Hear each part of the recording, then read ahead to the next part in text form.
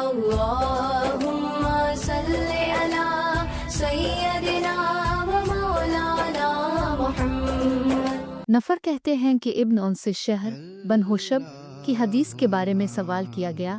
اس وقت وہ اپنی دہلیز پر کھڑے تھے۔ وہ کہنے لگے، انہوں محدثین نے یقیناً شہر کو متون ٹھہرایا ہے۔ امام مسلم رحمہ اللہ نے کہا، لوگوں کی زبانوں نے انہیں نشانہ بنایا، ان کے بارے میں باتیں کی۔ ہمیں شبابہ نے بتایا، کہا شعبہ نے کہا میں شہر سے ملا، لیکن روایت حدیث کے حوالے سے میں نے انہیں اہمیت نہ دی۔ عبداللہ بن مبارک نے کہا، میں نے سفیان ثوری سے عرض کی، بلا شبہ عباد بن کثیر ایسا ہے جس کا حال آپ کو معلوم ہے۔ جب وہ حدیث بیان کرتا ہے تو بڑی بات کرتا ہے۔ کیا آپ کی رائے ہے کہ میں لوگوں سے کہہ دیا کروں، اس سے حدیث نہ لو؟ سفیان کہنے لگے، کیوں نہیں؟ عبداللہ نے کہا، پھر یہ میرا معمول ہو گیا کہ جب میں کسی علمی مجلس میں ہوتا جہاں عباد کا ذکر ہوتا تو میں دین کے حوالے سے اس کی تعریف کرتا اور ساتھ یہ بھی کہتا، اس سے یہ حدیث نہ لو۔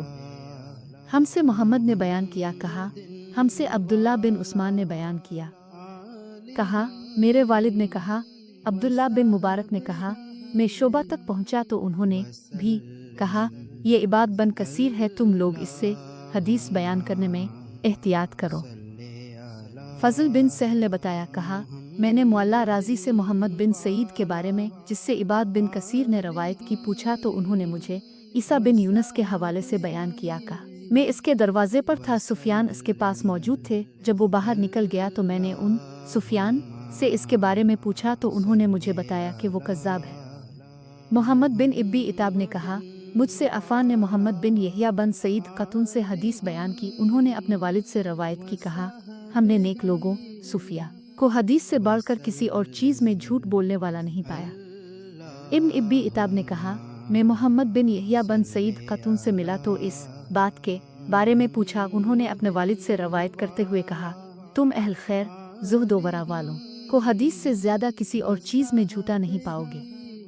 امام مسلم نے کہا کہ یحییٰ بن سعید نے فرمایا، ان کی زبان پر جھوٹ جاری ہو جاتا ہے، وہ جان بوجھ کر جھوٹ نہیں بولتے۔